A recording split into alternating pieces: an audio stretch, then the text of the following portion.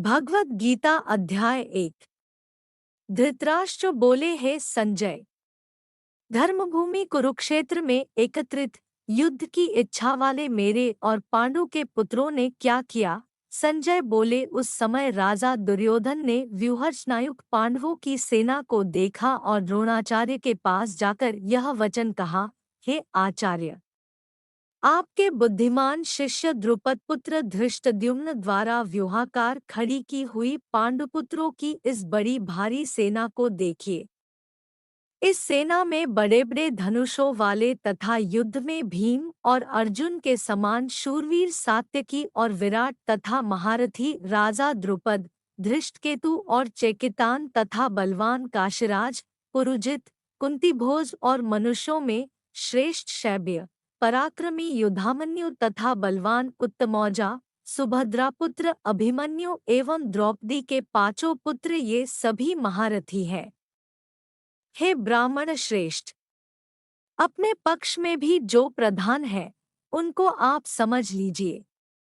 आपकी जानकारी के लिए मेरी सेना के जो सेनापति हैं उनको बतलाता हूँ। आप द्रोणाचार्य और पितामह भीष्म तथा कर्ण और संग्रामविजय कृपाचार्य तथा वैसे ही अश्वत्थामा, विकर्ण और सोमदत्त का पुत्र भूरिश्रवा और भी मेरे लिए जीवन की आशा त्याग देने वाले बहुत से शूरवीर, अनेक प्रकार के शस्त्रास्त्रों से सुसज्जित और सबके सब युद्ध में चतुर हैं। भीष्म पितामह द्वारा रक्षित हमारी वह सेना सब प्रकार से अजेय है और भीम द्वारा रक्षित इन लोगों की यह सेना जीतने में सुगम है।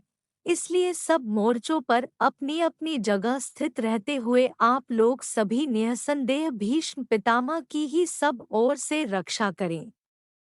कौरवों में वृद्ध बड़े प्रतापी पितामह भीष्म ने उस दुर्योधन के हृदय में हर्ष उत्पन्न करते हुए उच्च स्वर से सिंह की दहाड़ के समान गरजकर शंख बजाया। इसके पश्चात शंख और नगाड़े तथा ढोल, मृदंग और नरसिंघे आदि बाजे एक साथ ही बज उठे। उनका वह शब्द बड़ा भयंकर हुआ। इसके अनंतर सफेद घोड़ों से युक्त उत्तम रथ में बैठे हुए श्री कृष्ण महाराज और अर्जुन ने भी अलौकिक शंख बजाए। श्री कृष्ण महाराज ने पांचजन्य नामक, अर्जुन ने देवदत्त नामक और भयानक कर्म वाले भीमसेन ने पौंड्र नामक महाशंख बजाया। कुंतीपुत्र राजा युधिष्ठिर ने अनंत विजय नामक और नकुल तथा सहदेव ने सुघोष और मणिपुष्पक नामक शंख बजाए। श्रेष्ठ धनुष वाले काशीराज और महारथी शिखंडी एवं धृष्टद्युम्न तथा राजा विराट और अजेय सात्यकी, राजा द्रुपद एवं द्रौपदी के पांचों पुत्र और बड़ी भुजा वाले सुभद्रा पुत्र अभिमन्यु, इन सभी ने, हे राजन, सब ओर से अलग अलग शंख बजाए और उस भयानक शब्द ने आकाश और पृथ्वी को भी गुंजाते हुए धारतराष्ट्रों के अर्थात आपके पक्षवालों के हृदय विदीर्ण कर दिए। भावार्थ, हे राजन, इसके बाद कपिध्वज अर्जुन ने मोर्चा बांधकर डटे हुए धृतराष्ट्र संबंधियों को देखकर उस शस्त्र चलने की तैयारी के समय धनुष उठाकर ऋषिकेश श्री कृष्ण महाराज से यह वचन कहा, हे अच्युत, मेरे रथ को दोनों सेनाओं के बीच में खड़ा कीजिए और जब तक कि मैं युद्ध क्षेत्र में डटे हुए युद्ध के अभिलाषी इन विपक्षी योद्धाओं को भली प्रकार देख न लूं कि इस युद्ध रूप व्यापार में मुझे किन किन के साथ युद्ध करना योग्य है, तब तक उसे खड़ा रखिए। दुर्बुद्धि दुर्योधन का युद्ध में हित चाहने वाले जो ये राजा लोग इस सेना में आए हैं, इन युद्ध करने वालों को मैं देखूंगा। संजय बोले, है धृतराष्ट्र, अर्जुन द्वारा कहे अनुसार महाराज श्री कृष्णचंद्र ने दोनों सेनाओं के बीच में भीष्म और द्रोणाचार्य के सामने तथा संपूर्ण राजाओं के सामने उत्तम रथ को खड़ा कर इस प्रकार कहा कि हे पार्थ, युद्ध के लिए जुटे हुए इन कौरवों को देख।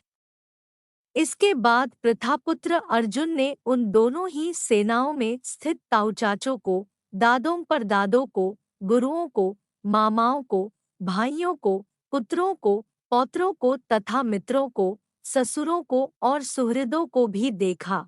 उन उपस्थित संपूर्ण बंधुओं को देखकर वे कुंती पुत्र अर्जुन अत्यंत करुणा से युक्त होकर शोक करते हुए यह वचन बोले। अर्जुन बोले, हे कृष्ण, युद्ध क्षेत्र में डटे हुए युद्ध के अभिलाषी इस स्वजन समुदाय को देखकर मेरे अंग शिथिल हुए जा रहे हैं और मुख सूखा जा रहा है तथा मेरे शरीर में कंप एवं रोमांच हो रहा है। हाथ से गांडीव धनुष गिर रहा है और त्वचा भी बहुत जल रही है तथा मेरा मन भ्रमित सा हो रहा है, इसलिए मैं खड़ा रहने को भी समर्थ नहीं हूँ। हे केशव, मैं लक्षणों को भी विपरीत ही देख रहा हूँ तथा युद्ध में स्वजन समुदाय को मारकर कल्याण भी नहीं देखता। हे कृष्ण, मैं न तो विजय चाहता हूँ और न राज्य तथा सुखों को ही। हे गोविंद, हमें ऐसे राज्य से क्या प्रयोजन है अथवा ऐसे भोगों से और जीवन से भी क्या लाभ है। हमें जिनके लिए राज्य भोग और सुखादि अभीष्ट है, वे ही ये सब धन और जीवन की आशा को त्याग कर युद्ध में खड़े हैं। गुरुजन, ताऊ चाचे, लड़के और उसी प्रकार दारे, मामे, ससुर, पौत्र, साले तथा और भी संबंधी लोग हैं।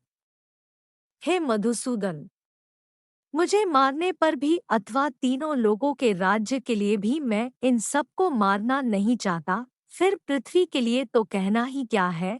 हे जनार्दन, धृतराष्ट्र के पुत्रों को मारकर हमें क्या प्रसन्नता होगी।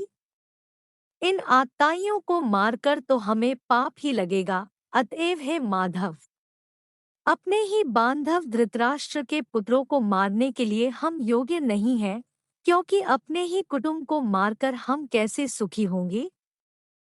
यद्यपि लोभ से भ्रष्टचित्त हुए ये लोग कुल के नाश से उत्पन्न दोष को और मित्रों से विरोध करने में पाप को नहीं देखते, तो भी हे जनार्दन, कुल के नाश से उत्पन्न दोष को जानने वाले हम लोगों को इस पाप से हटने के लिए क्यों नहीं विचार करना चाहिए। कुल के नाश से सनातन कुल धर्म नष्ट हो जाते हैं तथा धर्म का नाश हो जाने पर संपूर्ण कुल में पाप भी बहुत फैल जाता है।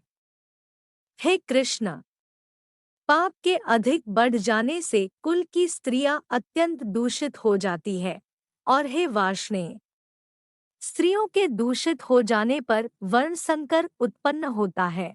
वर्ण संकर कुलघातियों को और कुल को नरक में ले जाने के लिए ही होता है। लुप्त हुई पिंड और जल की क्रिया वाले अर्थात श्राद्ध और तर्पण से वंचित इनके पितर लोग भी अधोगति को प्राप्त होते हैं। इन वर्ण संकरकारक दोषों से कुलघातियों के सनातन कुलधर्म और जाति धर्म नष्ट हो जाते हैं। हे जनार्दन, जिनका कुलधर्म नष्ट हो गया है, ऐसे मनुष्यों का अनिश्चित काल तक नरक में वास होता है, ऐसा हम सुनते आए हैं। हाँ, शोक, हम लोग बुद्धिमान होकर भी महान पाप करने को तैयार हो गए हैं, जो राज्य और सुख के लोभ से स्वजनों को मारने के लिए उद्यत हो गए हैं। यदि मुझ शस्त्ररहित एवं सामना न करने वाले को शस्त्र हाथ में लिए हुए धृतराष्ट्र के पुत्र रण में मार डाले तो वह मारना भी मेरे लिए अधिक कल्याणकारक होगा। संजय बोले। रणभूमि में शोक से उद्विग्न मन वाले अर्जुन इस प्रकार कहकर बाण से धनुष को त्याग कर रथ के पिछले भाग में बैठ गए।